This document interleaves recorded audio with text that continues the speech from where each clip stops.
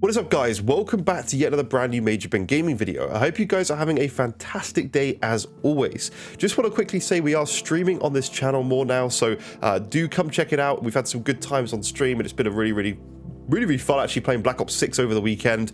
It was really fun, so please do consider tuning into those live streams. But anyway, let's get into this video today, and we've got two different news things that we're kind of talking about. But the first one is PS5 Pro.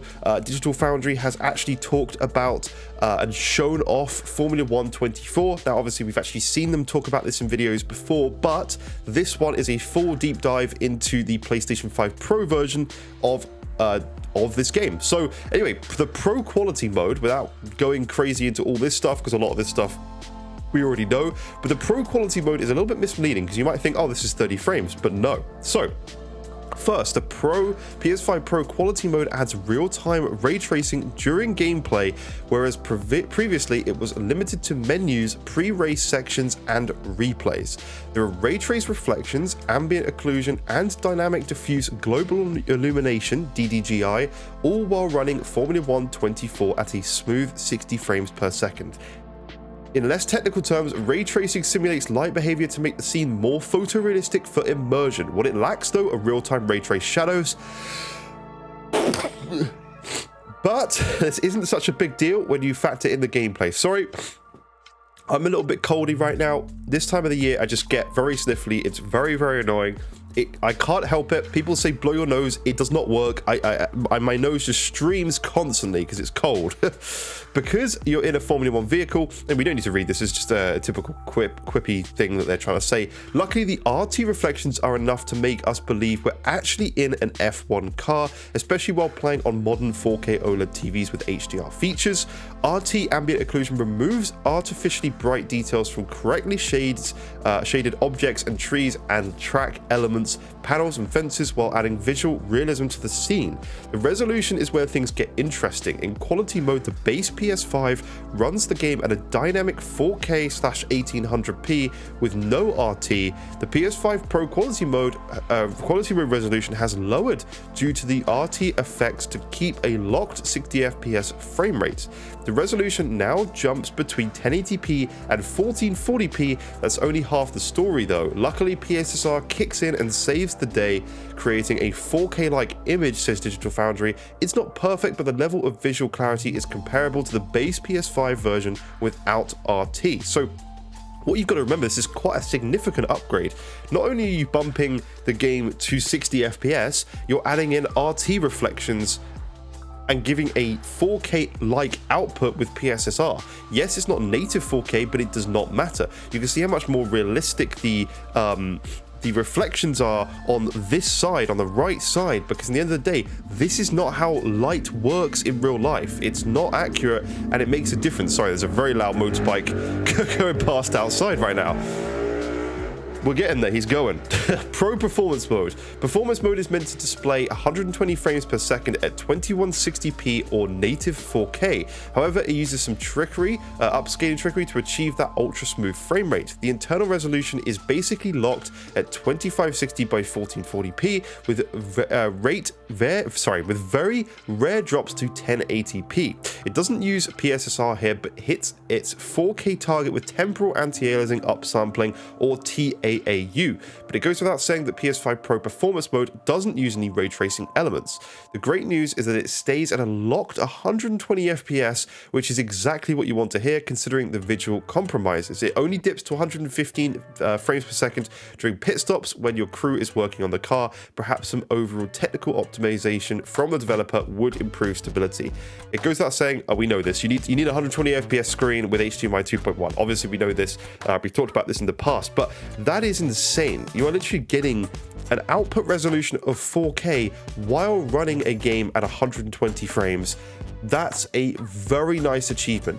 Personally though, I think the mode to play is absolutely going to be the quality mode, because at the end of the day, getting ray tracing on track, still getting an output resolution of 4K and running it at 60 frames per second is just huge. But there's one more mode for a very select few of you guys, the Pro 8K mode. Digital Foundry also had the chance to experiment with the Pro 8K mode. However, you can't try this even this option without an 8K display. Obviously, you have to have one, because I know you guys might think, well, obviously, but in a lot of cases, you can actually, on a 4K set, if you got a 4K panel like me, if you output it at 8K resolution on a PC, for example, you'll actually just get better textures and it will just look better still on a 4K panel. So that's what I think Digital Foundry were hoping to do here. But you must first set the PS5 Pro to output 8K to enable this feature, otherwise you won't even see the mode in the graphics menu.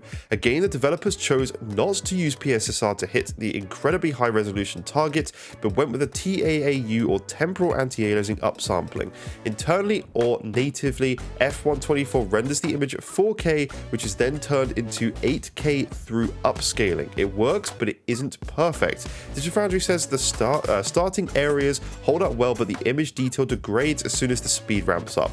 We don't know why the developers didn't use PSR, but they said they plan to replace TAAU with Sony's upscaling solution, which should improve that significantly, which would be really, really nice.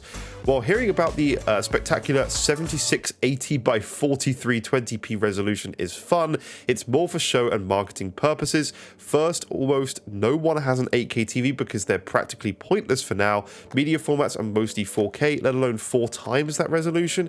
Even on PC, achieving that performance using an RTX 4090 cards and DLSS is difficult.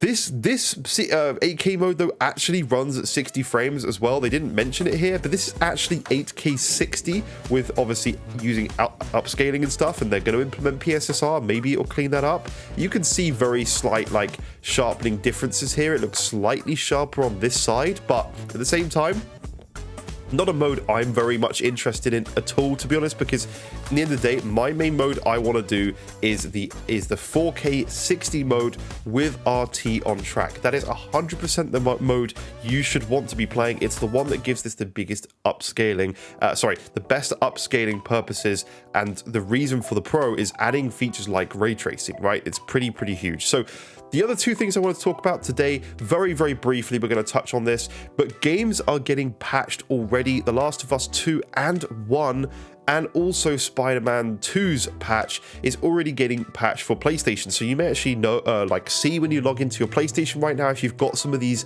titles installed, you may be getting little minor patches. I've had quite a few with various different games where they're just getting patches when I log into my PlayStation, and they're like not that big updates, but relatively sizable updates. And this is the Pro patch. Obviously, we can't look at it, we can't see it on the base PS5, but it's just good to know that these games are patched. So on day one, we really can just log in and play these games. We don't necessarily have to worry about, oh god, is this game patched or not, for many of these titles. So do your research, go and have a look around. There are many games that are already patched. Again, both the Last of Us games, the Spider-Man games are going to be patched ready for day one. You literally just download the game and play the game, and it will be there day one. So I need to do some research on what games that I want to play day one, just to make sure that those games are patched and actually ready for me on day one, and I don't have to wait a little bit of time. So that's pretty much it for this video. Please consider leaving a like. Please subscribe if you are new to this channel. I really appreciate all the support we've been getting on the latest videos. Come check out the streams when we're live, and I'll see you in future content. Thank you so much for watching. Bye bye for now.